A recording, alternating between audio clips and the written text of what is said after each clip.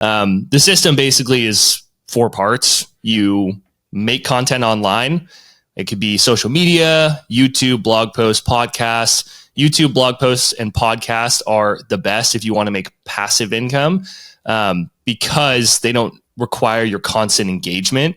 For example, I can make a YouTube video from 3 years ago and it can still get discovered and bring leads to my business, even though I'm hanging out in Hawaii or whatever I'm doing. Social media post, you post it, it'll get some traction, then it gets lost in the feed, and then people forget about it. So evergreen content is what ideally we want to focus on. So like YouTube and blog posts, and podcasting works great as well.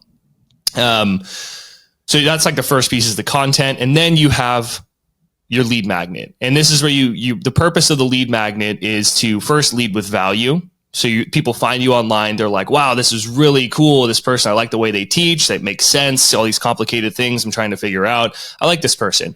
And then inside of it, you offer something free, which is another piece of content, but it's just gated behind an opt-in, which means they have to give you their email address or contact information to get this piece of content. And when people do that, that gets them onto your email list, which if you study anything about digital marketing, the money's in the list. That's what people teach, and it's true.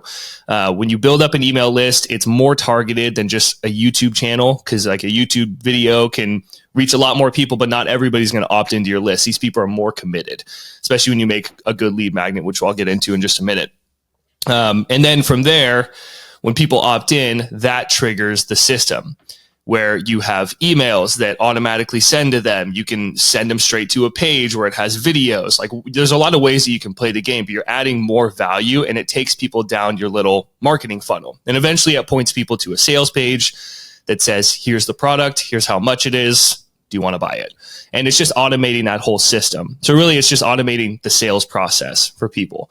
But a lead magnet is really a critical piece, because that's the thing that kickstarts the entire system. So the more people that pick up your lead magnet, the more people go through your funnel, and the more traffic you have going through your funnel, the more offers you're making, and it's all happening passively.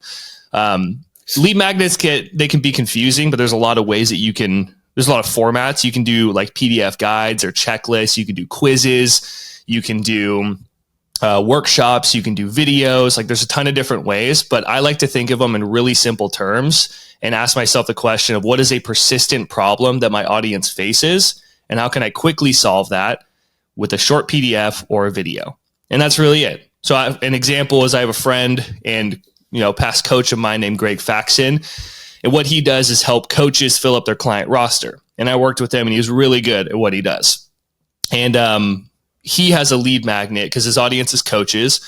One of the biggest problems that coaches face is, where do I find clients? How do I get my next client? Where's my next set of clients coming from? I don't know. I want to have consistent clients. Like, how do I get clients? That's the big question. Mm-hmm. And 9 out of 10 coaches have that. So it's persistent among the industry. So he made a really short guide that's about 3 pages long, and it's just bullet points, and it's called 21 Ways to Find Potential Clients. And what it does is it's short, and it gives them a bunch of ideas about like going to live events. You can interview your audience. You can strike up conversation. Like it just gives you a huge list of ideas and like a short description on how to execute it. So you can be like, oh, cool. I didn't even think about going to a live event where my audience is, and that I would even like to go to that event already. And now I can just strike up conversation, then invite them to a call. So it solves a very persistent problem that people have by giving them ideas on how to solve that problem. So this is that next step in with the lead funnel, and you mentioned that before. It's another common industry term, the funnel. And can you explain what that means? Like, what do you mean by your deal funnel? Like a funnel? Well, a funnel is basically it's incremental steps that nurture someone and educate them and kind of prime them really to teach them. And even if someone doesn't buy your product, they should still get value from it. So there's a lot of stuff in digital marketing where it's like you tease people and just keep them on the edge, and then you say your product and like, this is how you solve the whole problem. I think that there's a fine line of like, you want to be teaching them, but not teach them too much and get in the nitty gritty too much. And it just doing this throughout your funnel. And another part of a good funnel is breaking and rebuilding false beliefs, which is something I've learned from Russell Brunson that's been really helpful. And it makes total sense.